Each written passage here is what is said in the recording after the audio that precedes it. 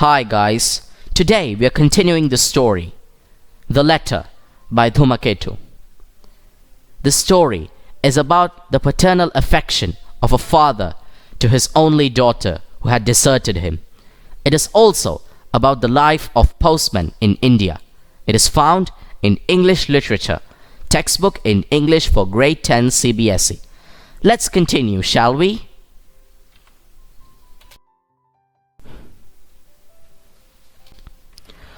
Ali had been a clever shikari. As his skill increased, so did his love for the hunt, till at last it was as impossible for him to pass a day without hunting.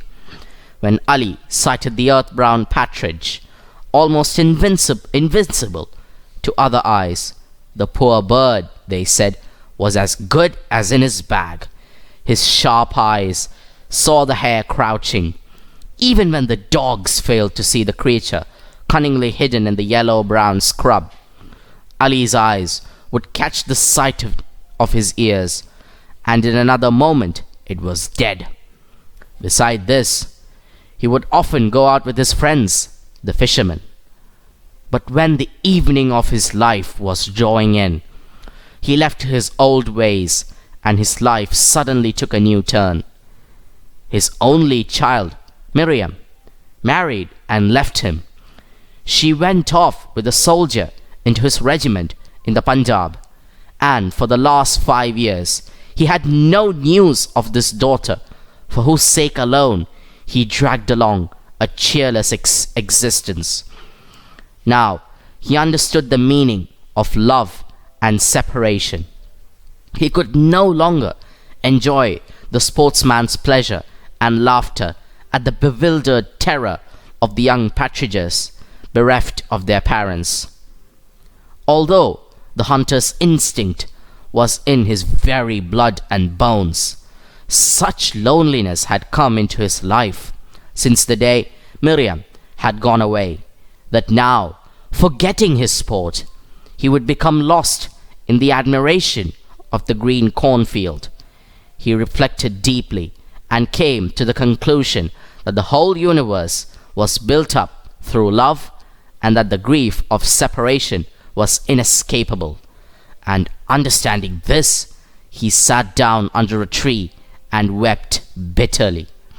From that day, he had risen each morning at 4 o'clock to walk to the post office.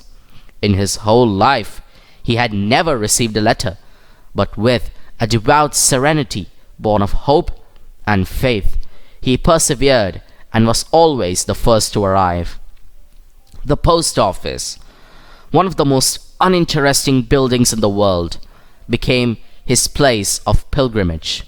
He always occupied a particular seat in a particular corner of the building, and when the people got to know his habit, they laughed at him. The postman began to make a game of him. Even though there was no letter for him, they would call out his name for the fun of seeing him jump up and come to the door. Still, with boundless faith and infinite patience, he came every day and went away empty-handed.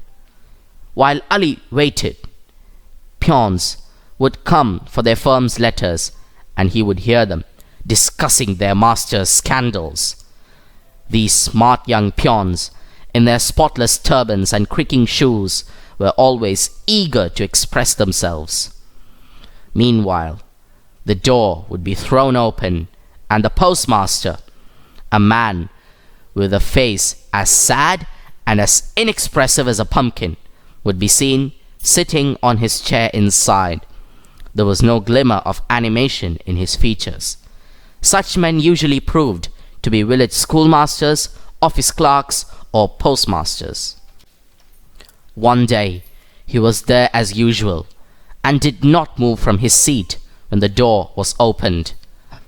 "Police Commissioner," the clerk called out, and a young fellow stepped forward briskly for the letters. "Superintendent," another voice called. Another peon came, and so the clerk, like the worshipper of Lord Vishnu, repeated his customary 1,000 names. At last they had all gone.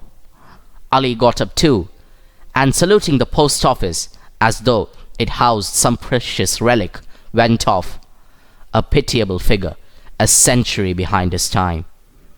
"That fellow," asked the postmaster, "is he mad?"